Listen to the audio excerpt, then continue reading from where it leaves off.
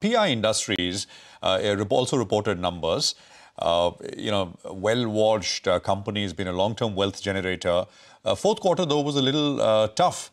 And more importantly, the guidance has been a little muted as well. We have Mr. Mayank Singhal, Vice Chairman and Managing Director at the company, now joining us on the phone line. Mayank, good morning. Great to have you with us here. Prashant, this side. Could you, I just want to start with that conservative guidance for FY26, single-digit revenue growth guidance. Could you give us the construct behind that guidance? What are you seeing out there in the market across your segments? Yeah, good morning. Thank you for having me. I think just if you look at the industry over the last couple of years, the overall AgChem industry has been on a negative growth rate. If you look at all the large big companies, including last year, the top 20 companies all were in the negative. PI was the only company in the top 20 companies which had a double-digit 19% odd growth. So if you look, PI is already starting at a high base, followed with this year where industry was to see a certain turnaround.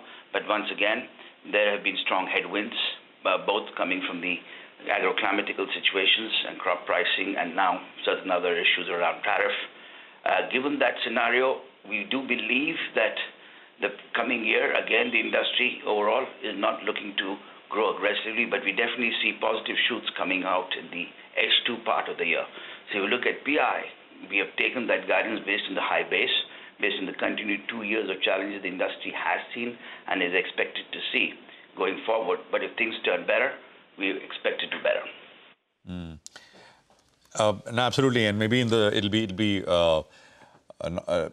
come through the push, perhaps the revival, etc., comes in the second half, as you said. But if it does not, is it possible, Mr. Singhal, that we actually see flattish growth, no growth, even slightly lower growth compared to what you've done in 25? Well, let me be honest, it's too early to comment on that because at the end of the day, industry dynamics do have an important role, specifically if you're playing at a scale and size that we are as a part of the industry value chain. Yeah. So it's possible. It depends, right? It's possible. It could be possible on the positive side, it could be possible on the negative side, to be very honest, right? What about margins, Mr. Singhal, if you can give us a sense? As you would see, we've already given a guidance for margins, and we would continue to be able to manage the margins that we put that out, given looking at the dynamics of the industry. Okay. All right. Hi, Mr. Singhal. Good morning. Good to see you. Nigel on this side. One bright spot last year was new products, and the contribution, I think, went to high teens. How much can it contribute to the overall agrochemical CSM exports? Last year, I think it grew on a lower base by close to around 30%. So for this year, what are you factoring in? Well, looking at that, we continue to further and continue to grow that at the same pace rate. And obviously, as you know, the new products as they come in, they have their own time cycle of ramping up. And if the industry cycles pick up, they tend to ramp up faster, so that ratios could change for the better. Okay, all right. So that number then could head, if it's going to be growing at a faster pace in the overall business. So, the new products could contribute close to around 20%, say, in the next 2 years? Yes, that's what we anticipate, somewhere around there. All right, great. Let's talk about the smaller part of your business then, the pharma revenue. That's perked up to around, I think, 85 crores or thereabouts. It's not making too much of money. For the year, I think you did close to around 220 crores of revenues from the pharma business. For this year, what kind of a number are you working with in terms of a growth? If we look at the pharma business, as you know, we've acquired these couple of assets and capabilities. And as you would have seen, we've acquired a great leadership team, which we're building up across the world. Given the biotech environment and looking at where we stand, we are expecting that this could be the year where we start seeing some green shoots. We've been able to acquire some interesting customer bases, and I'm sure, been confident that we'll be able to give a good growth rate for this business, at least in the 30 plus 40% areas. I think the growth for the pharma business is much more, right, for this year in the near term? Yes. F26, you're guiding for a 75% growth? Yeah, that's right. And at what revenue scales then will this start turning profitable? Because back on the envelope suggests that for this year, you'll be closer to around 400 crores, maybe 370 crores or thereabouts. At what revenue number does it turn profitable? We believe in the next couple of years, it will start showing positivity, and that's where we are. Ballpark 500 crores? Yeah, does it turn profitable? Yeah, that's right. Mr. Singhal, in pharma, do you expect a significant improvement in margins going forward?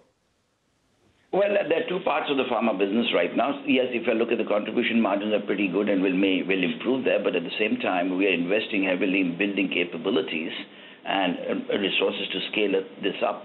So, it's a hockey stick issue right now. In the beginning, as P has always done, in the past, if you look at a contract manufacturing business, 8-10 years, we've constantly been investing. And when scale hits, then we are able to actually take that aggressive growth rate.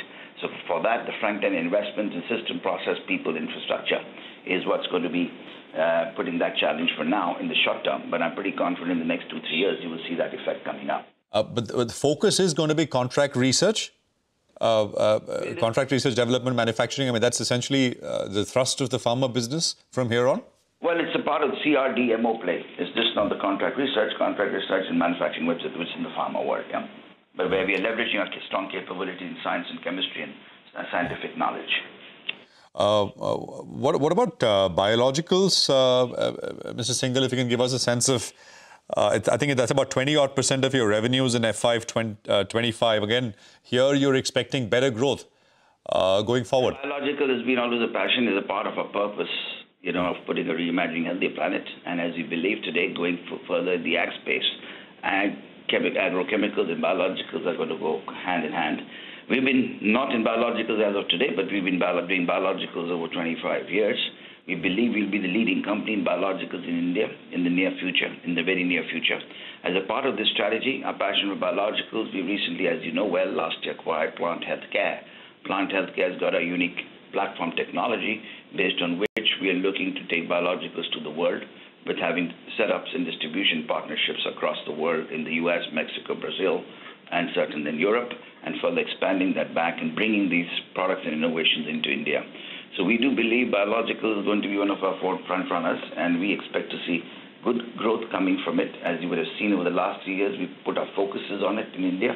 We've been doing more than a 25% plus CAGR growth, and continued on this pace, if not more, at a global rate, we would be able to put a differentiated capability in the biologicals at a world platform.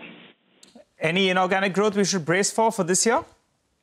Well, as you know, the balance sheet of the company is strong. We're sitting with surplus cash. Anything that is complementary, given the environment in the areas of our focus, and can create scientific and scalability and leveraging our existing capabilities would be, which are opportunities we're constantly evaluating. So you're on the prowl? Always looking. Nothing wrong with that. Should we hear about something in this fiscal since you're looking? Well, I don't know whether I can say that, but I'm always looking for the fiscal or whether there's what. But we will always look for what is right. All right, Mr. Singhal, good speaking to you. Thanks a lot for joining in. Looking forward to chatting up with you more often. Well, for the time being, we'll slip into a short break. But on the other side, we have Sanjay Swarup of Concord, who's waiting to detail their Q4 numbers.